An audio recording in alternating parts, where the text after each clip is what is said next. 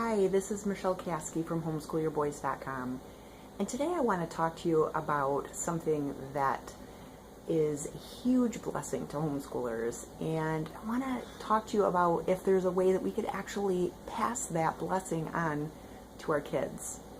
Now, when I ask homeschool moms what is something that they absolutely love about homeschooling, quite often I hear answers such as not having to stress about sick days, or not having someone micromanage every little aspect of our lives. People say they love choosing and setting their own schedules and routines. People love the flexibility. They love being able to wear whatever they want. Basically, the vast majority of us really value the freedom that we have as homeschoolers. Now, I want to ask you a question. If you were to ask your kids what they most loved about homeschooling, would they say they love the freedom? Or would they not feel that same joy of freedom that we feel? Sometimes it's easy for us to feel like we, as the homeschool parent, need to set the rules, and we need to set a schedule and have a routine and have a specific time when our kids wake up, have certain order that we do our subjects, and that we do certain subjects each day, and on and on. And we make all these decisions about our homeschools, and we do it with good intentions, but sometimes our kids can feel locked in and not feel that they have homeschool freedom. And that's really sad, because if you think about it, if that's something we really value as homeschool moms, don't we think our kids would value having at least some level of freedom as well? So I actually want to encourage you to see if there are some ways that you could help your kids to be able to enjoy some of that same freedom that you enjoy on a regular basis. And here are some suggestions for you. Don't feel like you have to do all of these. They're going to be different for every family and every child and every parent. But if one or two of these resonate with you, I would encourage you to give them a try. One way that we can give our kids freedom is by allowing them to sleep in a little bit later.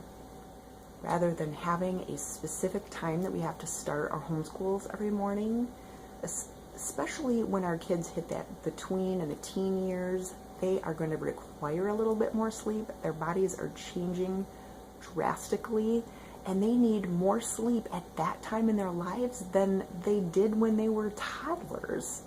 So if you allow your kids to sleep in a little bit longer, I'm not saying sleep the entire day away, but don't expect them to be wide awake and ready to do their lessons at 8 a.m. every day, you will see the joy in your homeschool increase dramatically.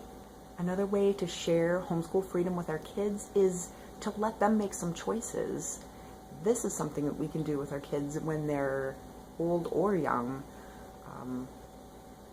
rather than just saying, this is what we're having for dinner or lunch. Have two choices of things that you're perfectly fine making and ask them, would you prefer this or that? And that allows them to feel like they have a say in what's going on in their lives, and it isn't hurting you at all because it's two things that you are fine making anyway. So it's a win-win. Another way to share homeschool freedom with our kids is to make a list of what you want them to do each day, and then let them choose which subjects they do next. Let them decide the order. It really doesn't matter if your kids do math first or last, or if they read first, or if they do their spelling first. It doesn't matter. All that matters is that you get things done. So if you let your kids choose which order they do their subjects in, that can definitely help them to feel like they have more of a say in how the homeschool day is going. Another way to share some homeschool freedom with our kids is to ask them what they're interested in studying. Find out what they would like to learn about, and observe and also talk to them about how they would like to learn it. Would they like to just sit down and read, or would they like to watch a video now and then? Would they like to go on more field trips? Would they like more hands-on projects? Ask them how they would like to learn it and what they would like to learn about, and then try to incorporate those things into your homeschool. Another way to give our kids homeschool freedom is to allow them to move forward at their own pace.